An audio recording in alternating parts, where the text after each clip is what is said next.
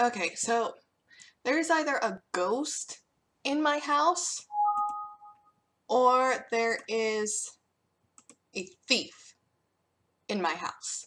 Because I went to go get my last cup of coffee and it wasn't there. And I'm like 99.99999% sure I had one left. But I don't. And now life just sucks because that's what happens when you don't have coffee. Alrighty then, so I'm live, yay, let's minimize this, and I'm going to start this off with a disclaimer that's either going to make you very mad or motivate you. Let's hope for motivation, because if it makes you mad, then that probably means it's about you and you should consider changing. So there's this little pearl of wisdom that states that you should write what you know. And I think this applies to setting. Now, does that mean that you need to be an expert in what you're writing? No. However, if you are going to delve into writing something that you have no experience in and you have no knowledge of, then you really need to research it. And the reason is that details matter. If you're going to write about something and you get those details wrong, somebody who does know them is going to automatically disengage from your story and be pushed away.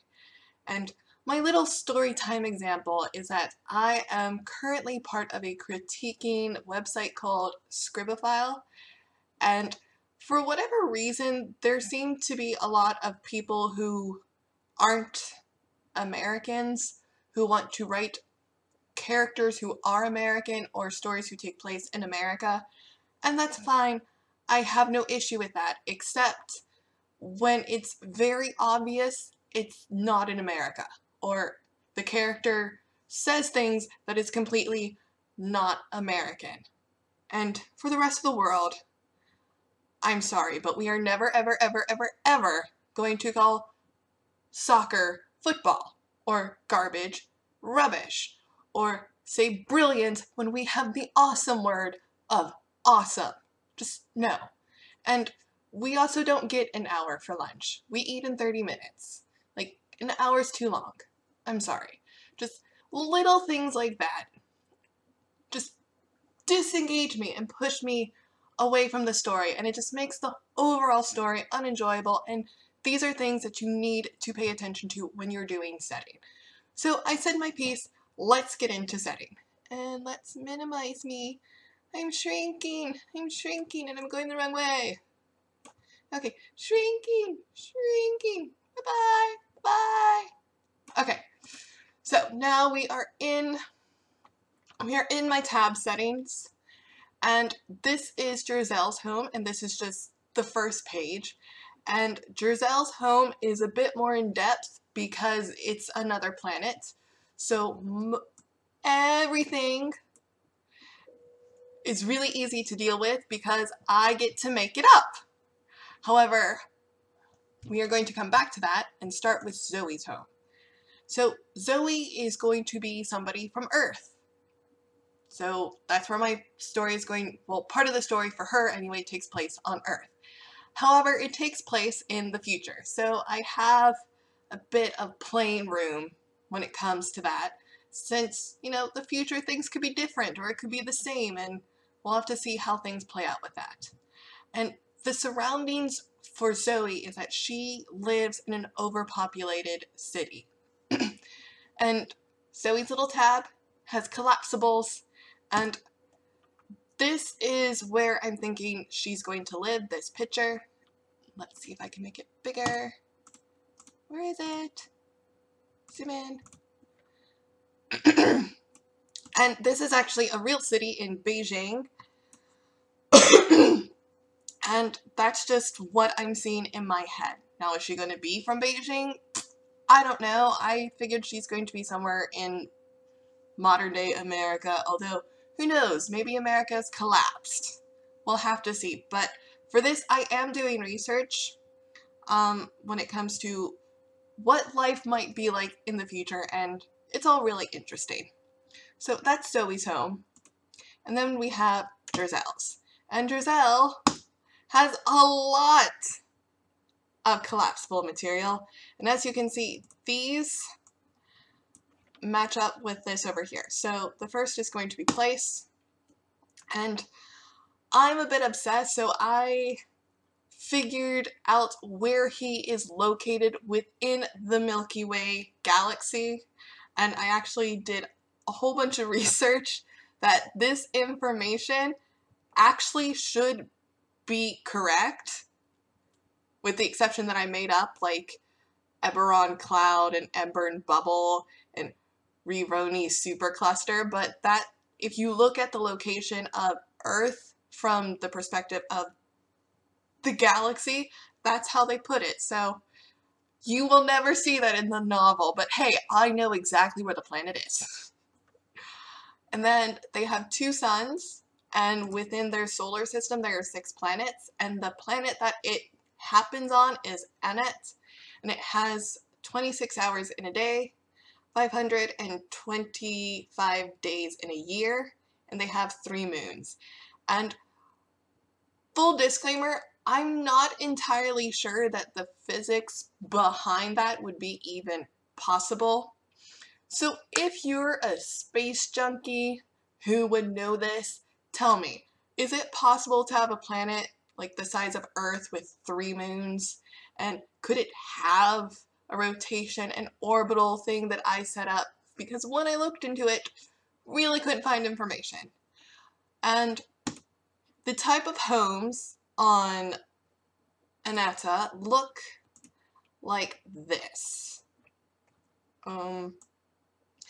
The idea is that the geography is, it's mostly a water planet that has many, many, many, many islands, and there's just scattered islands everywhere that each family has their own island. And this is how I imagine the houses looking like. So they're going to be stilted on the water, or they might be like partially built on the island. But yeah, I'm very happy with the pictures that I found. Although this background here wouldn't make sense, it's too much island. And the time period I decided was future and enlightened, and this is based off of some research that I found about the possible future where there will only exist 14 jobs. And it's because computers and robots are going to take over the world. So that's how it's going to be like on this planet. All the menial stuff has been taken over by, you know, the robots. Except it's not going to be like the Matrix where they take over the world. They're still submissive robots. Then we have seasons and holidays, which is sort of underdeveloped because I have like how their wedding goes down and like Thanksgiving. Weather and climate, it's nice and tropical because when I think islands, that's what I think. However, that's really underdeveloped because, of course, the farther away you are going to be from an equator, you will have snow. However, I didn't want to do all of that because they're just going to be somewhat close to the equator where it's nice and tropical. And then land area. There are hundreds and thousands of islands, and typically families consider an island as theirs, as it's been in the family since the beginning. And this little point of each family having an island poses sort of like a plot hole or problem, if you will, because people are going to be very isolated. So that raises the question of, like, how does things work? Things that I think of but haven't found solutions to. I don't have anything for man-made because, yeah, they have their islands. It would be whatever they make on the island. And then history, I have the colonization of one of their moons. Haven't figured out the history of the planet yet because I'm still working on it. Social environment. So, because I'm a bit of a feminist, I wanted the society to be very polarizingly different from on Earth, where it's women are the head of the household. So it's matriarchal and not patriarchal. And to play with that to see how that would work out. And this is actually very difficult to research because there are only like 2 instances on the planet Earth where this exists, and it always has to do with land. And that's why there are islands, because it stems from that, in case you wanted to know. And then the political environment, I have lots of stuff here. Women and men have equal rights, though women are more defined by stereotypes. There is a monarchy, and there is currently a ruling empress. The society is matriarchal, so the woman is in charge. It's patrilocal, which means that when people get married, they typically move to wherever the man came from. And it's matrilineal, meaning that they track the children via the mother's line instead of the father's line. And then this is just some random little snippets of stuff that goes into the background. Then you have culture, and there's a lot of this.